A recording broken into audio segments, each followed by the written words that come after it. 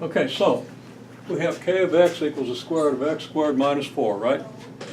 We want to express that as a composite where f equals something and g equals something, right? In other words, f is some function, g is some function.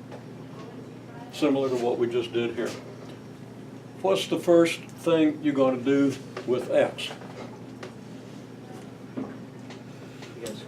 Well, you're going to tell me you're going to square it, right? And actually, I'm going to chunk that up just a little more. I'm going to say you plug it in to the x squared minus 4 function. I'm going to allow g of x to be the x squared minus 4 function. Otherwise, we have a composite of a composite.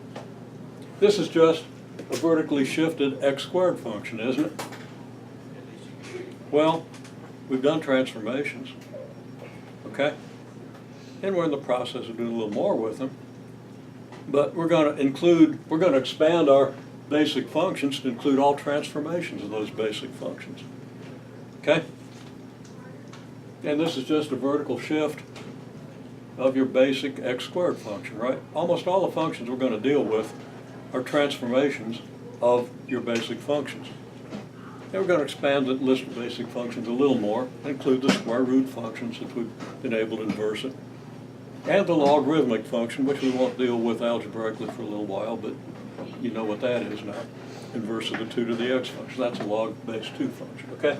So anyhow, so we're going to include any shifting or stretching transformation. Now we're expanding our vocabulary of functions in obvious ways. You know, we stretch it this way, we move it over here, we move it up here, we move it down, right? So it's easy to visualize. The graph looks exactly the same as it did. It just might be in a different place, and it might be elongated or squashed down, right? Or even compressed. And we haven't talked about compressions, but we will. Okay? Your book does. I don't want to confuse things too much. We don't need compressions right now. We will when we get to exponential and logarithmic functions. And we'll talk about it then. Okay. Digression aside. First function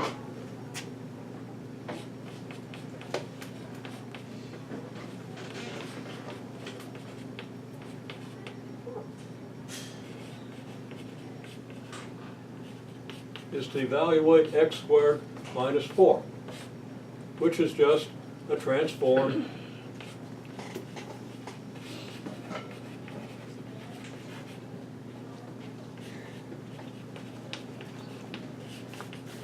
basic function, right? And the first thing is what g of x is. G of x is x squared minus 4.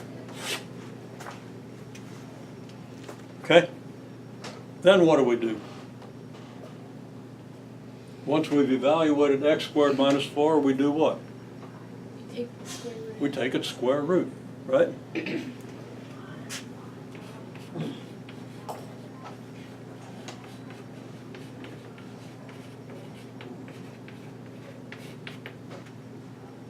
Okay?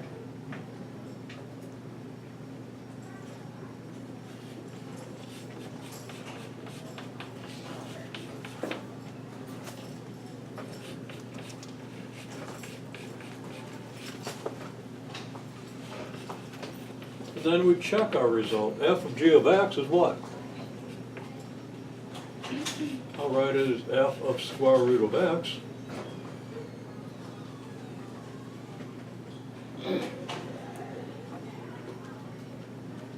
Yeah, it's getting an increasing tendency just to write down the last thing my eye caught, but only if it's in my peripheral vision. Figure that out. Okay. It's f of what? G of x is your x squared minus 4. Okay? And that is then the square root of x squared minus 4. Or f of g of x equals the square root of g of x, which is the square root of x squared minus 4. You can see it both ways. You might have your preference, and either way is fine. Okay? Make sense? Okay. Now, what's the domain?